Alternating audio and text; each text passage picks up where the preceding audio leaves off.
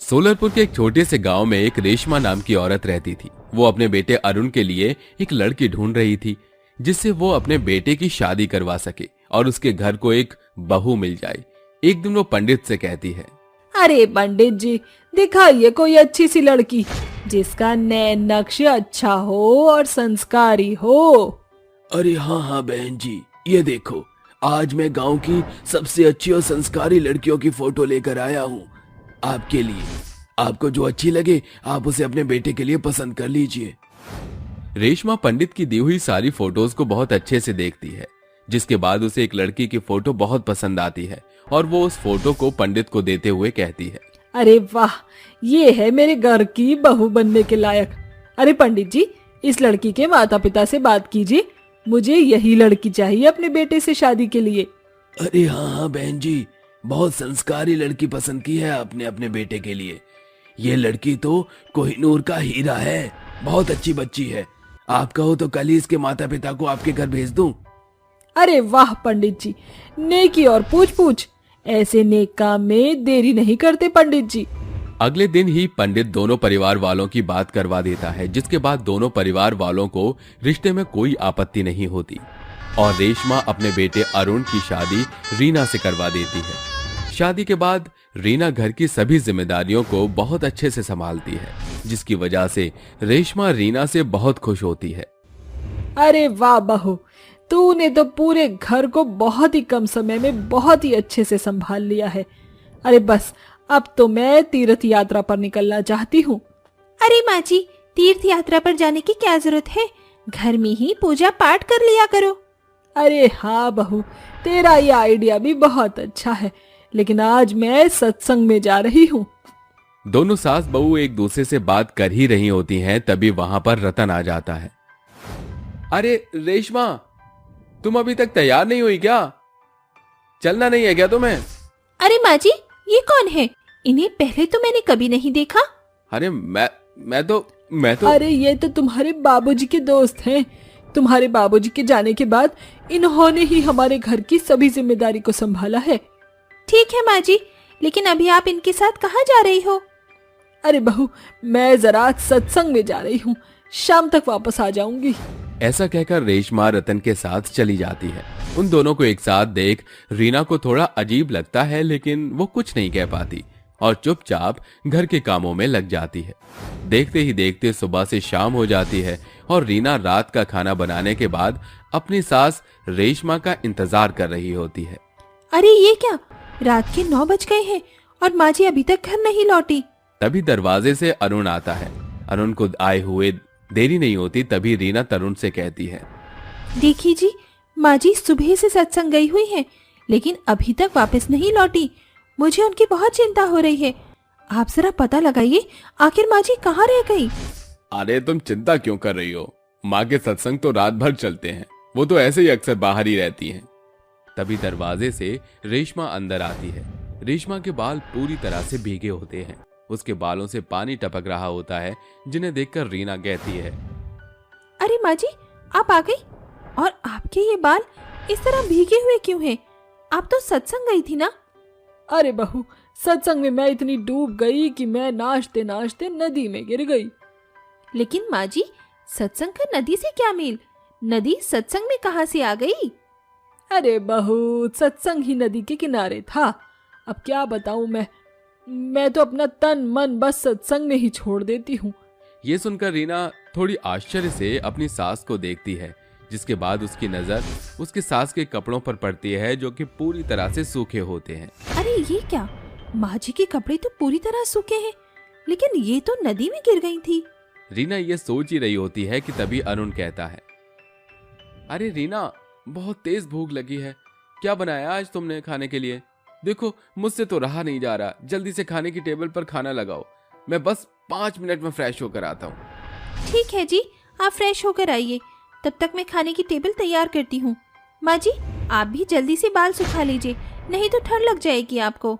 कुछ ही देर में सभी लोग खाना खाकर सोने के लिए चले जाते हैं, जिसके बाद अगले दिन जैसे ही सवेरा होता है, रीना सुबह उठकर अरुण के लिए नाश्ता और उसका लंच पैक कर देती है, जिसके बाद अरुण नाश्ता करके अपनी जॉब के लिए निकल जाता है। उसके जाने के बाद रेशमा भी तैयार होकर आती है। रेशमा को देख रीना कहती है, अरे माँ जी, इतनी सुबह सुबह आप कहाँ जा रही हो?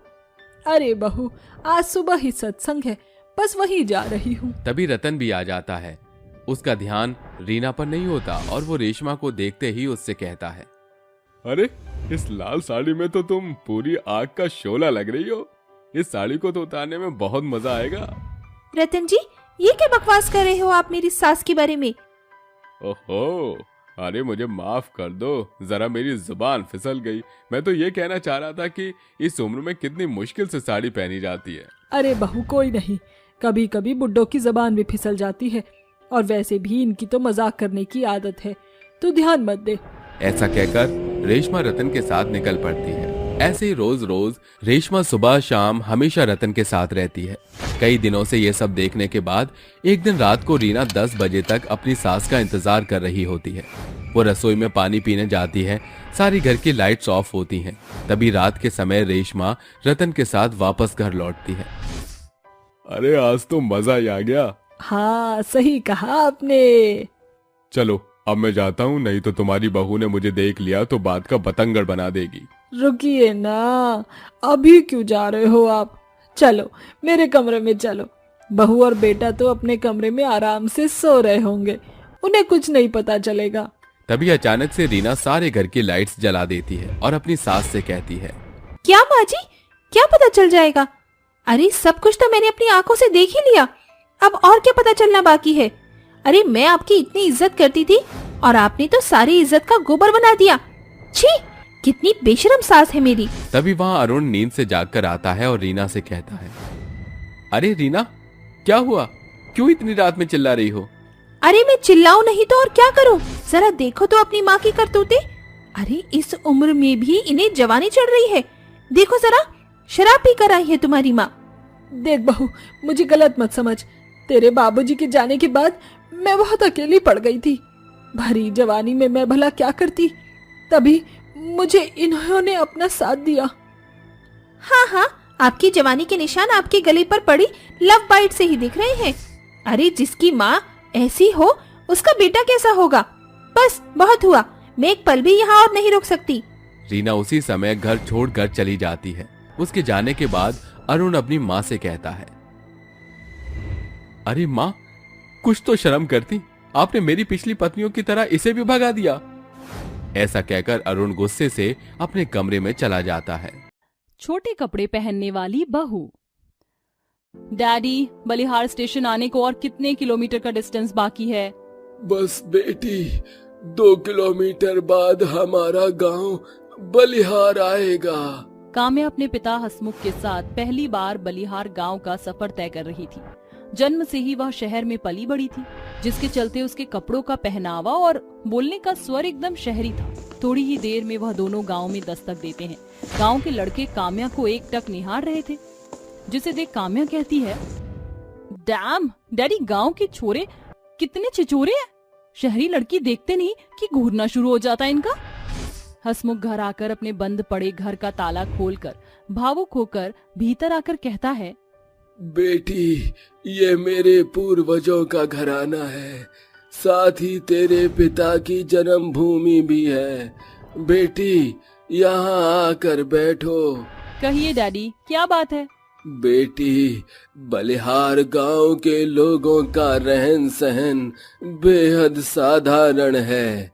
यहाँ पर शॉर्ट ड्रेस पहनना सही नहीं, इसलिए तुम अब से सूट पहनना।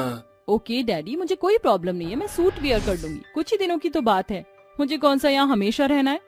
अपने पिता हसमुख की बात मानकर काव्या शॉर्ट ड्रेस छोड़कर सूट पहनना शुरू कर देती है। अगली सुबह हसमुख काम्या के संग अपने दोस्त हरीश के घर आता है। प्रणाम भाभी जी, सब कुशल मंगल? अरे हसमुख भाई साहब, शहर का घर लिए आप तो ईद का चांद ही हुई गए। बरसों बाद देखत है। अरे ये काम्या बिटिया है क्या? एकदम सयानी हुई गई है। काम्या, तुम घर घूम लो। काम्या के जाते ही कंचन हसमुख से कहती है, काम्या अब सुंदर और सयानी हो गई है। समय हो चला है कि अब आप अपने वादे को पूरा करें। उसी वादे को पूरा करने तो बरसों बाद बलिहार लौटा हूँ। काम्या की शादी पवन से ही होगी, जैसा कि बचपन में तय हुआ था।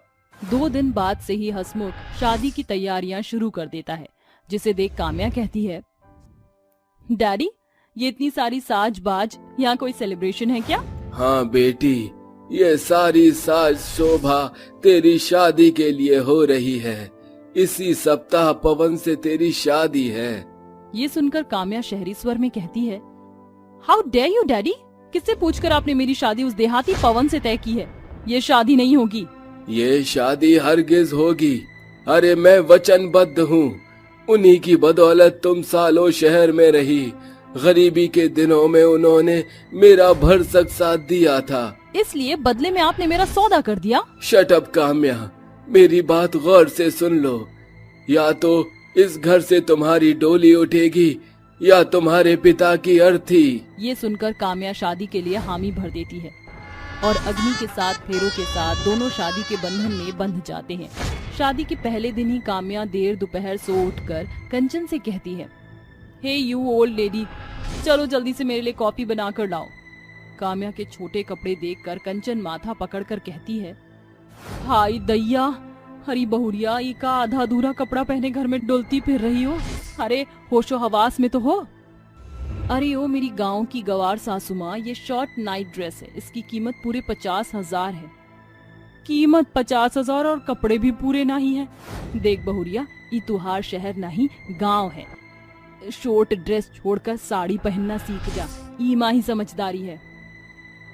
बिल्कुल भी नहीं, मैं सिर्फ शॉर्ट ड्रेसेस ही पहनूंगी।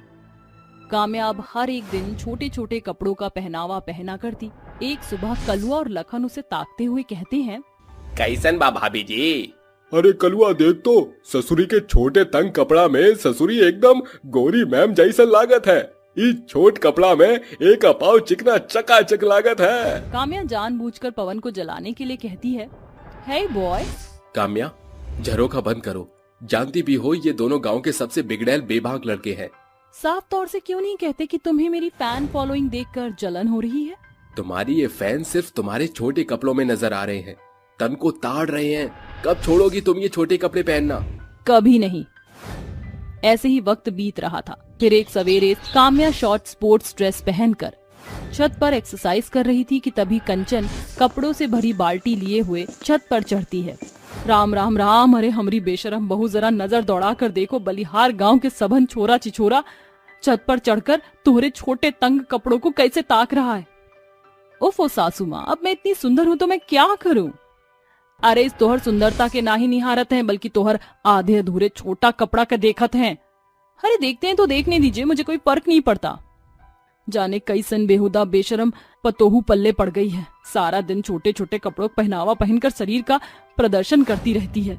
ऐसे ही प्रत्येक दिन के साथ एक सप्ताह का पड़ाव पार हो जाता है और फिर एक सवेरे, अरे बहुरिया, इतना छोटा पहरावा पहनकर कहाँ जात है? मेरी गवार सासू माँ, अब आपके इस पिछड़े हुए गांव में पार्क तो है नहीं, सैर के लिए गांव की सीमा सड़क तक ही जा रही हूँ। मेहरबानी करके सवेरे सवेरे मेरे कपड़ों पर कोई लेक्चर मत देना। ये कहकर काम्या सैर के लिए निकल जाती है। तभी लाखन और कलुआ, जो गांव के सबसे बेबाक बिगड़े लड़के थे, उसके पीछे पीछे चलने लगते हैं। अरे मेरी रसमलाई, अरे कहाँ जा रही हो? अरे हमें भी साथ लेते चलो। हाँ, सुबह सवेरे हमारी भी सैर हो जाएगी। अरे छमिया, जरा ठहर दो। जैसे ही काम्या पीछे पलटती है कि कलुआ अपने सीने को सहलाते हुए बुरे से शब्द कहता है, आए हाय, तुम्हारे गुलाबी गुलाबी गाल और शराबी चाल देखकर ससुरा कलुआ का करेजा में तो 440 वोल्ट का करंट दौड़ गया। उन दोनों के बुरे शब्द सुनकर काम्या का गुस्सा 7वें आसमान पर पहुंच जाता है कि वह कलुआ को जोरदार तमाचा जड़ते हुए कहती है, औरतों को चिढ़ते तुम्हें शर्म नहीं आती? आएगी भी कैसे? तुम दोनों चिचोरे जो हो, मगर याद रखना मैं शहर से हूँ, गांव की गवार नहीं जो तुम्हारे बुरे भद्दे कॉम्प्लीमेंट से डरकर भाग जाऊंगी। आइंदा मेरे रास्ते में रोड़ा बनने की कोशिश की या मुझे फॉलो किया तो हर्ष इससे भी बुरा होगा। इसके बाद काम्या अपने घर चली आती है। ऐसे ही समय गुजर रहा था। फिर एक शाम काम्या शॉर्ट स्लीव्स की ड्रेस पहने बाजार जाते हुए कहती है, गॉड, ये रूट काफी लंबा है, एक काम करती हूँ, शॉर्टकट ले लेती हूँ। ऐसा सोचकर वह सुनसान राह का रुख करती है। तभी कलवा और लाखन उसे घेर कर कहते हैं, अरे उस दिन बड़ा फड़फड़ा रही थी तितलियां, हाँ? आज बचकर कहाँ फर होगी? अरे कलुआ का गाल लाल किया था ना, आज उसकी वसूली कलुआ तेरी इज्जत रौंद कर करेगा। बड़ा गुमार है ना ऐसे गोरी चमड़ी पे, है? आज तेरी सारी शहरी अकड़ निकाल कर रख देगी ससुरी। तो छोटे छोटे कपड़े पहनकर हमें रिझाकर पास बुलाती है, फिर नखरे दिखाती है। छोड़ो मुझे, मैं शादीशुदा हूँ। पवन! तभी वहाँ कंचन और पवन आ जाते हैं। पवन दोनों का गिरेबान पकड़कर उन्हें खूब पीटता है। कमीनो, दरिंदो, मेरे रहते मेरी पत्नी की आबरू पर कोई आंच नहीं आएगी। आज तुम्हें जिंदा जमीन में गाड़ दूंगा।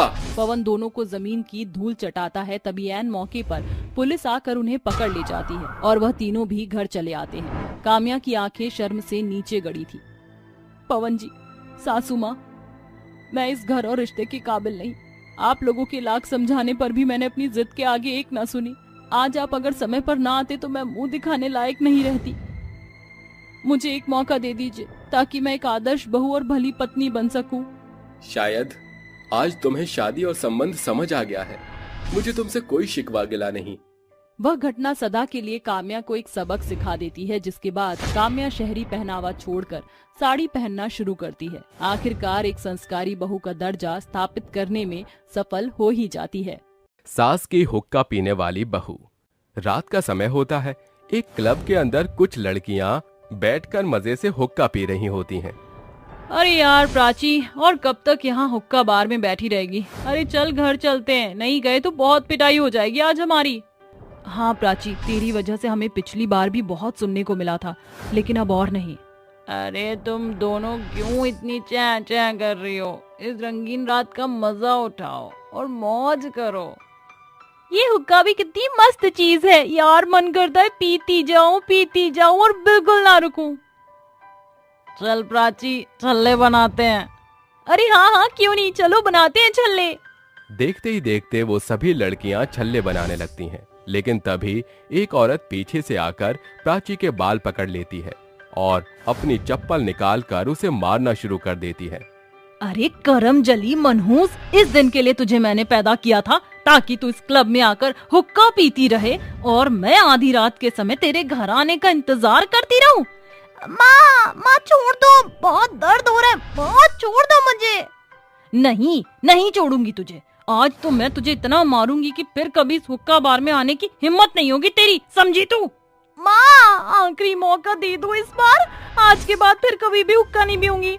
आप जो कहोगे वही करूंगी, मैं वादा करती हूँ। प्राची की ये हालत देखकर उसकी सभी सहेलियां वहां से भाग जाती हैं, जिसके बाद प्राची की माँ उसे अपने साथ ले जाती है और अगले दिन सवेरे होते ही प्राची के पास आकर कहती है, ये लो प्राची, इन कपड़ों को पहनकर आधे घंटे में तैयार हो जाओ, आज तुम्हें देखने वाले आ रहे हैं। माँ, आप ये कैसी बात कर रही हो? भला मैं अभी शादी कैसे कर सकती हूँ? अभी मेरी उम्र ही क्या है? जरा मेरे बारे में तो सोचो। बस मैंने अब सोच लिया है, मैं तुम्हारी शादी कर रही हूँ। जल्दी से तैयार होकर आ जाओ, मेहमान आते ही होंगे।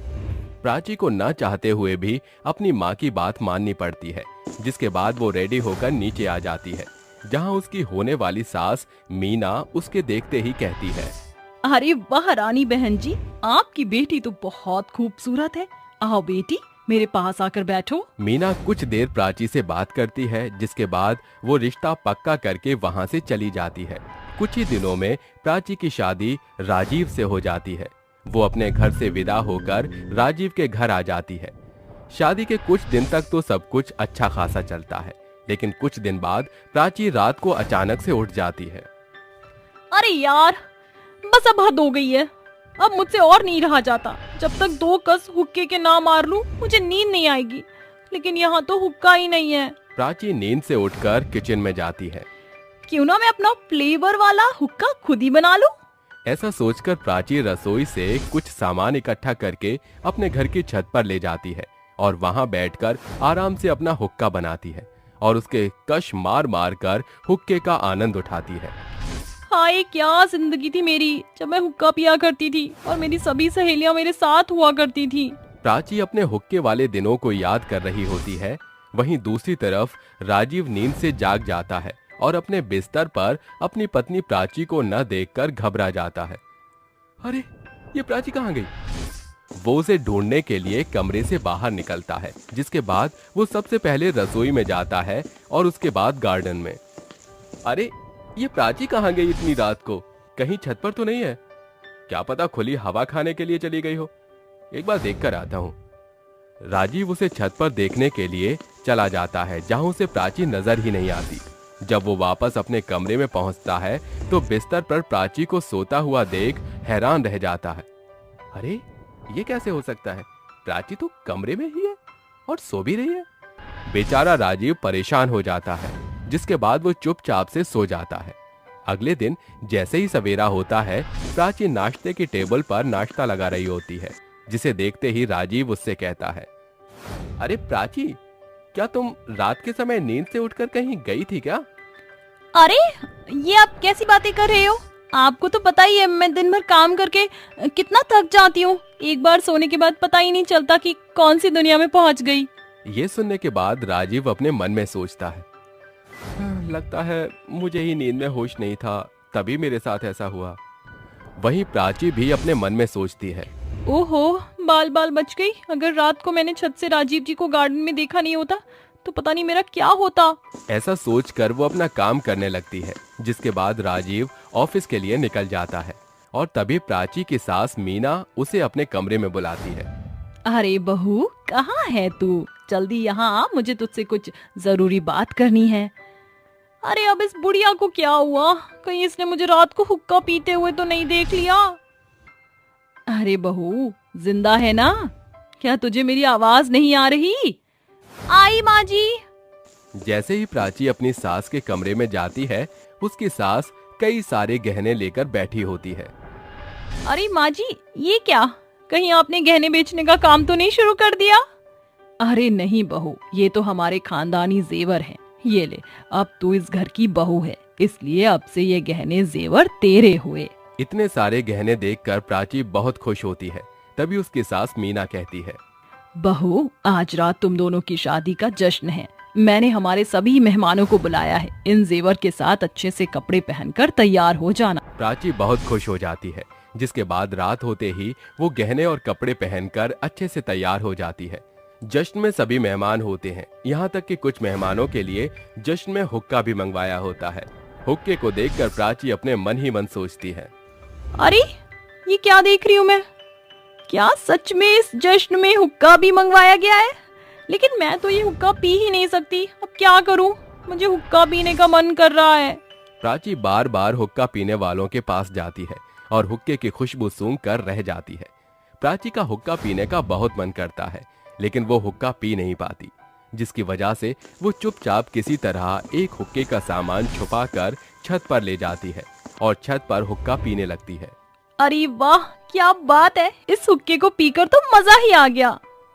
तभी उसकी सास मीना छत पर हुक्का लेकर पहुंच जाती है, जिसके बाद मीना प्राची को हुक्का पीते हुए देख उससे कहती है, अरे बहू, तू यहाँ छत पर क्या कर रही है? और तू हुक्का भी पीती है? वो माँ जी, बस यूं ही, बस मैं तो ताजी हवा खाने के लिए आई थी यहाँ। डर मत बहू, तू सच बोल, क्योंकि मैंने तुझे हुक्का पीते हुए देख लिया था। वैसे मैं भी यहाँ हुक्का पीने आई हूँ। मेरी माँ ने मेरी शादी जबरदस्ती करवा दी थी, लेकिन ये हुक्का पीने की आदत छूट ही नहीं पाई, इसलिए चुप चुप कर यहाँ पी लेती हूँ। दोनों सास बहू का एक जैसा हाल था। उस दिन के बाद दोनों सास बहू छुप छुप कर हुक्का पीती रहती हैं। अब प्राची अपने ससुराल में खुशी खुशी रहती है। बहू को कॉपी करने वाली सास।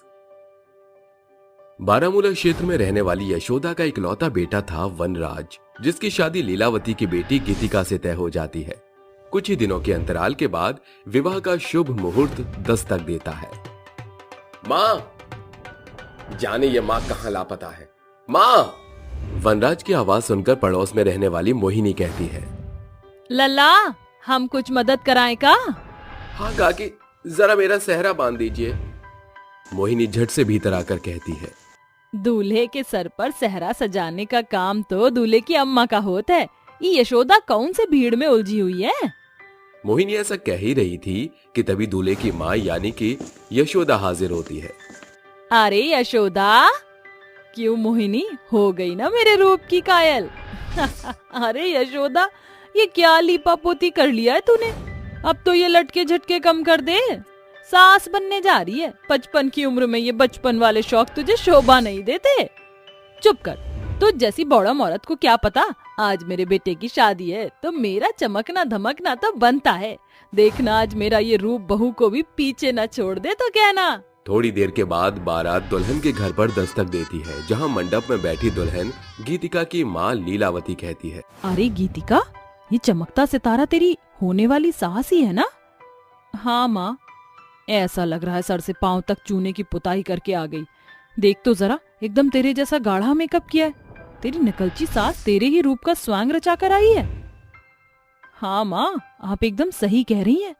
शादी का कार्यक्रम समाप्त होने के साथ गीतिका मायके से ससुराल विदा हो जाती है। कुछ घंटों के बाद बहू, इस कलश को अपने शुभ कदमों से अंदर बिखेर कर गृह प्रवेश कर। गीतिका भीतर आकर जैसे ही अपनी सास के पांव छूने को झुकती है, तभी यशोदा कहती है, अरे अरे, ठहर जा बहू, अभी तो मैं जवान हूँ। तू मेरे पाँव छूकर क्यों मुझे बूढ़े की श्रेणी में खड़ा करना चाहती है? इस मेकअप के अवतार में मैं तेरी छोटी बहन के जैसी लग रही हूँ। यशोदा की ये बात सुनकर सभी औरतें ठहाके मारकर हंस पड़ती हैं। सवेरे गीतिका तड़के भोर उठकर कामकाज निपटाकर सजी धजी रसोई घर के कामों में लगी होती है। तभी यशोदा की नजर एकाएक उसी पर जा रुकती है और फिर, अरे ये बहू ने कौन सा मेकअप लगाया है जिससे इसके चेहरे पर इतनी चमक दमक छाई हुई है? पता लगाना पड़ेगा कि बहू की इस चांद से रूप का राज क्या है। यशोदा के मन में अपनी बहू जैसी दिखने की बुरी चाह समा जाती है, जिसे पूरा करने की होड़ में वो पहुंच जाती है अपनी बहुरानी के कमरे में। और फिर, अरे वाह, ये तो वही मशहूर नायका प्रोडक्ट है जो आजकल बड़ी ही सुर्खियों में छाया है। यशोदा मेकअप को अंजाम देकर हॉल में आकर मजे से बैठ जाती है। तभी गीतिका कहती है, माँ जी, चाय। ये अचानक से सासू माँ का मुरझाया बासी चेहरा तरोताजा कैसा लग रहा है? लगता है लाडो रानी ने मेरा मेकअप लगाया है। बहू तो कुछ बड़बड़ा रही है क्या? अरे वाह माँ जी, आपका चेहरा तो मेनका उर्वशी जैसा चमक रहा है। क्या लगाया है? बहू के मुंह से तारीफ के दो बोल सुनकर यशोदा अपनी जुबान पर लगा ताला तोड़ डालती है। जो मेकअप तूने लगाया है मैंने भी थोड़ा सा लगाया, और देख कैसी मैं सुंदरता में तुझे भी मात दे रही हूँ। बढ़ती उम्र में इतना शौक, जाने कैसी कॉपी कैट सास पल्ले पड़ी है। फिर अगली सुबह गीतिका किचन में खड़ी ग्रीन टी पी रही होती है। तभी उसकी सास वहाँ आ धमकती है, अरे गीतिका बहू, ये तू चोरी छिपे क्या गटक रही है? माँ जी, ये लिप्टन ग्रीन टी है जो बॉडी में फैट नहीं जमने देता। ऐसा क्या? फिर तो बहू इसे पीने की तुझसे ज्यादा जरूरत मुझको है, ला दे। यशोदा अपनी बहू के हाथ से कप छीनकर जैसे ही उसकी एक चुस्की जुबान के भीतर लेती है, वो बिगड़ा सा मुंह बनाकर थूक कर कहती है, जी रे बहू, ये कैसी बकबकी सी चाय है। राम राम, एकदम नीम के घूंट जैसा स्वाद है इसका। माँ जी, किसने कहा था आपको मेरी कॉपी करने को? जब देखो तो मेरी नकल करती रहती हैं। क्यों बहू रानी, मैं क्या तुझको नकलची बंदरिया दिखती हूँ? तू कोई ऐश्वर्या राय या कटरीना कैफ नहीं है जो मैं तेरी देखा देखी करूंगी। आई बड़ी। यशोदा बात टालकर वहाँ से बच निकलती है, मगर यशोदा रानी बहू को कॉपी करने से कहाँ बाज आने वाली थी। एक बार की बात है। क्यों बहू रानी, इतना सज धज कर कहाँ चल दी सवारी? माँ जी, मैं किटी पार्टी में जा रही हूँ। कटी पार्टी? अरे ये क्या झोल है? कटी पार्टी नहीं माँ जी, किटी पार्टी, जहाँ औरतें गेम खेलती हैं, बड़ा मजा आता है। तब तो मैं भी चलूंगी बहू इस काटा पीटी के खेल में। माँ जी, इस उम्र में आपको भजन कीर्तन करना चाहिए। किटी पार्टी गोटियां खेलने जितना आसान नहीं है। बहू तो मुझे चैलेंज कर रही है। अब तो मैं चलूंगी भी और खेलूंगी भी। दोनों सास बहू का जोड़ा चल पड़ता है गीतिका की सहेली श्वेता के घर। श्वेता, ये मेरी सास हैं। अच्छा, वही ना जो तेरी कॉपी करती रहती है? हाँ यार, एक छोटी बड़ी चीज में बहू की कॉपी करना तो कोई इनसे सीखे। नाक पे दम कर दिया है यार इन्होंने। तो चिंता मत कर, आज तेरी इस ओल्ड लेडी सासू माँ को मिलकर ऐसा मजा चखाएंगे कि कॉपी करने का भूत उतर जाएगा। यशोदा कोना पकड़कर बैठ जाती है और शुरू होती है किटी पार्टी, जिसमें लगातार यशोदा को हार नसीब होती है। क्या हुआ आंटी जी, आप तो लगातार अपनी बहू से मात खाती जा रही हैं। दरअसल मैं नहीं चाहती कि मेरी बहू औरों के सामने मुझसे हार जाए, इसलिए मैंने अपने हाथ ढीले कर दिए। ओए गीतिका, तेरी ये सास कॉपी करने में माहिर होने के साथ साथ बातों से भी काफी चट्ट है। असल मायने में मेरा डिब्बा तो गुल हो ही चुका है। अगर मुझे जरा भी खबर होती कि इस पत्तों के खेल में मेरी बहू के हाथ इक्का लगेगा और मुझे जोकर नसीब होगा, तो मैं इस खेल में शुमार होती ही नहीं। यशोदा को इस बात का मलाल तो था कि उसे अपनी बहू की ये कॉपी में मुंह की खानी पड़ी थी, मगर इतने में भी वो कहाँ रुकने वाली थी। तकरीबन महीने भर के बाद गीतिका के जन्म दिवस का अवसर आता है, जिसकी खातिर वो खास ड्रेस सिलवाती है। ये देख नकलची यशोदा हूबहू ड्रेस बनवा लेती है और कहती है, सांझ हो गई, आज तो चारों ओर मेरे ही जलवे होंगे। यशोदा बहू के हूबहू रंग आकार का कपड़ा लटकाए मेकअप में डूबी ऊंची हील पहने लड़खड़ाती हुई पार्टी में आती है, जहां मौजूद सभी औरतें उसे देख भौचक्की रह जाती हैं। अरे अरे, ये क्या, दोनों सास बहू एक ही रंग में दिख रही हैं। माँ जी, ये क्या, आपने तो हूबहू मुझ जैसा गाउन पहना है। क्यों बहू, फब रहा है ये ग्राउंड मुझ पर? माफ करना आंटी, उसे ग्राउंड नहीं गाउन कहते हैं। ना तो आप नूतन लग रही हैं ना रेखा। जाने क्यों मुझे तुम सभी के भीतर से जलने की बू आ रही है। यशोदा ये कहकर नाचने लगती है। तभी उसकी हाई हील का बैलेंस बिगड़ने के चलते वो जमीन पर रायते की तरह फैल जाती है और एक चर्र की आवाज आती है। ये लो भैया, चारों खाने चित्त हो गए। अब तुम सबकी टोक के चलते मैं गिर गई। यूं कि ये तो वही मिसाल हो गई, नाच ना जाने आंगन टेढ़ा। यशोदा, शौक पूरे करने की एक उम्र सीमा होती है। इस बुढ़ापे में ये एशियन पेंट तेरे थोबड़े पे जरा सा भी नहीं जच रहा है। वो क्या बोल गए हैं पुरनिये, बूढ़ी घोड़ी लाल लगाम। हर चीज में अपनी बहू की कॉपी करना भला नहीं है यशोदा। लगातार बहू की कॉपी करने के चलते यशोदा को भरी पार्टी में व्यंग्यता का पात्र बनना पड़ता है, जिसके बाद अंत में यशोदा कहती है, बहू मुझे माफ कर दे। मैंने तुझ जितनी सुंदर दिखने की होड़ में हर बार तेरी कॉपी की, मगर मैं ये भूल बैठी कि नकल के लिए भी अकल की जरूरत पड़ती है। उस रोज के बाद से दोनों सास बहू के बीच अच्छे तालमेल की शुरुआत होती है और यशोदा सादगी भरा रुझान अपना लेती है। जादुई फेस क्रीम। रूपा, हल्दी चंदन का लेप बनाया है, जल्दी से इसे अपने चेहरे पर लगा ले। ये तेरे गोरे रंग को और भी ज्यादा संवारने और निखारने का काम करेगा। माँ, मुझे इस हल्दी और चंदन के लेप की जरा भी जरूरत नहीं है। मेरा चेहरा तो पहले ही इतना गोरा चिट्टा है। इसे इस काली कमली सावरी को दे दो। बिल्कुल नहीं, ये लेप इस काली कलमुही के लिए जरा भी नहीं है। इसका जाने कैसा काला कोड़ इसके शरीर पर सराबोर है। चाची, माना कि मैं बदसूरत हूँ, मगर हूँ तो इंसानी। अब भगवान ने मुझे सांवला बनाकर भेजा है, तो इसमें मेरा क्या दोष। अरे बंद कर अपनी बकैतियाँ। आई काली कलमुही, ज्यादा जबान चलाई तो तेरे कोयले से काले होंठ को ऐसी चोट दूंगी कि जीवन भर याद रखेगी। सावरी रोती बिलखती हुई काम करने लगती है। ये पहली दफा नहीं था जब सावरी को अपनी चाची और अपनी बहन के मुंह से बुरा बखान सुनने को मिला। सावरी ने होश भी न संभाला था कि उसके माता पिता का देहांत हो गया, जिसके बाद सावरी चाचा चाची के संग रहने लगी। सावरी अपनी स्वर्गवासी माँ की तस्वीर को हाथ में लिए बोलती है, माँ, चाची प्रत्येक दिन मुझे काले रंग के लिए कोसती रहती है। अपने ही घर में नौकरों से बढ़कर सतब सहती हूँ। आपकी बेटी सावरी को हमेशा अपने सावले रंग के लिए शर्मिंदा होना पड़ता है। रात के सन्नाटे में सावरी की सिसकियां साफ तौर से उसकी मनोदशा को दर्शा रही थी। उसकी आंखों से देर रात बेबसी की बौछार बरसती है। अगली सुबह, काली कोयला, सवेरे के 6 बज चुके हैं, चल उठ और काम पर भिड़ जा। जल्दी से मेरे लिए चाय ला। बस चाची, 5 मिनट में आपकी चाय लेकर आती हूँ। चंदा का सावरी और अपनी बेटी रूपा के प्रति दोहरा बर्ताव उसके रंग भेद को साफ शब्दों में साझा करता था। ये लो चाची चाय। जैसे ही चंदा चाय की पहली घूंट गले से उतारती है, वो गर्मा गर्म चाय सावरी के चेहरे पर उड़ेल देती है। चाय की गर्माहट से सावरी जोर शोर से चीखती है, माँ, मेरा चेहरा, चाची मेरा चेहरा जल रहा है। तो जल जाने दे काली कमली, किसी काम की नहीं है। तू जानबूझकर चाय के नाम पर चाशनी बना कर लाई थी ताकि मैं मधुमेह की बीमारी से मर जाऊं। वैसे भी तेरा चितकबरा चेहरा निहारने लायक नहीं है। सावरी दर्द से करहाती हुई अपने कमरे की ओर दौड़कर आईने में खुद को देखती है। मेरा चेहरा चाची ने जला दिया।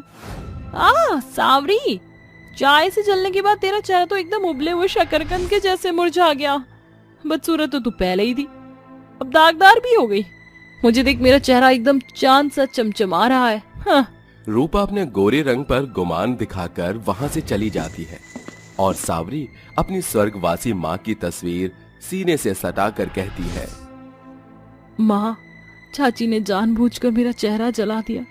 माँ, आखिरकार मैं इतनी कुरूप और काली क्यों हूँ? काश कि मेरी भी सूरत और लड़कियों जितनी सुंदर होती।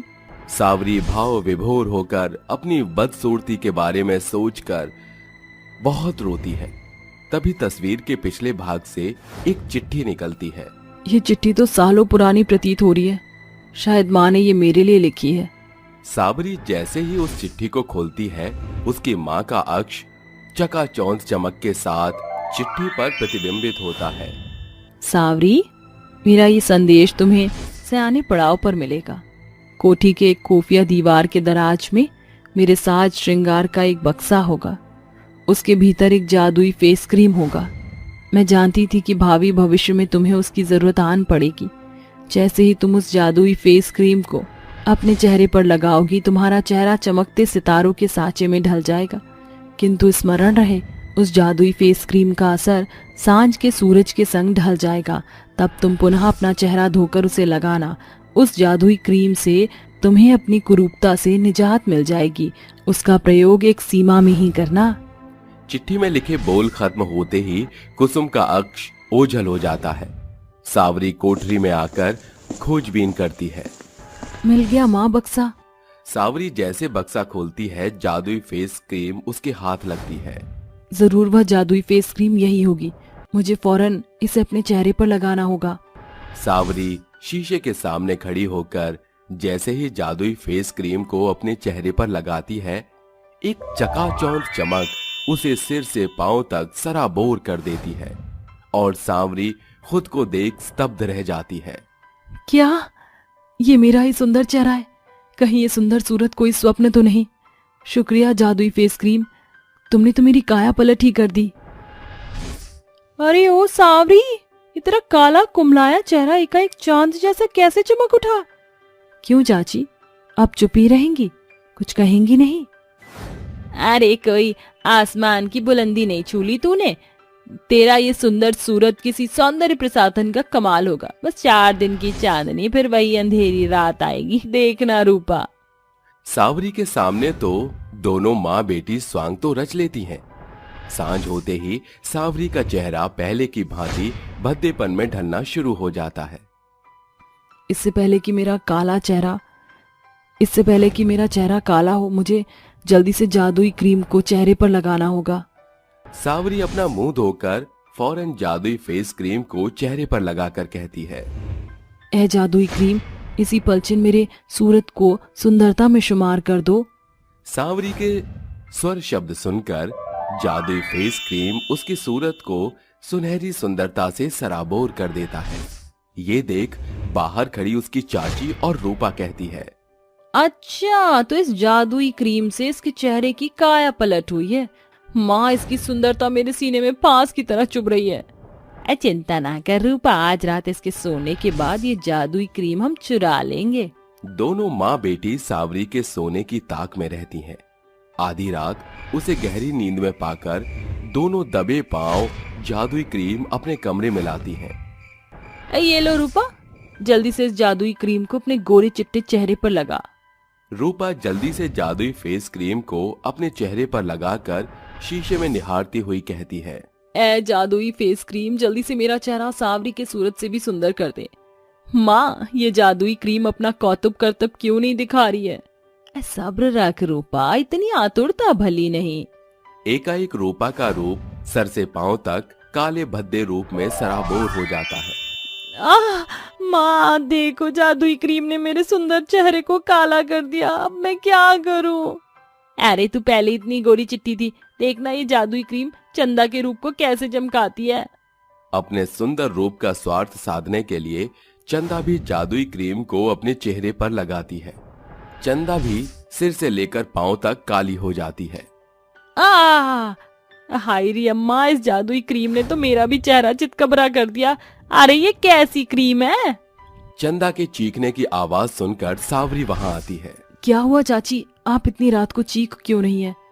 अरे सावरी देख, तेरी चाची के चेहरे की क्या दशा हो गई। तेरे जैसा रूप पाने की होड़ में हम दोनों ने छिपकर ये जादुई क्रीम लगाई। हमारा चेहरा संवारने निखरने की बजाय बतौर बदसूरत में बदल कर कुछ कर बिटिया।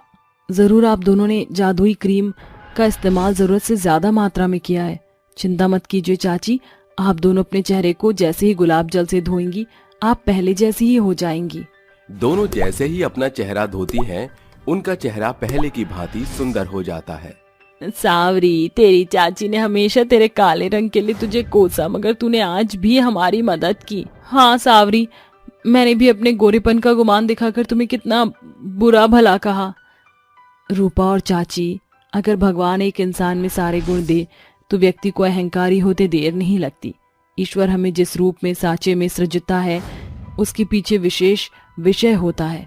अब मेरा चेहरा कितना काला था, मगर मेरे पास जादुई क्रीम है जिसने मेरी काया पलट की। मेरा ये भेष भगवान की देन है।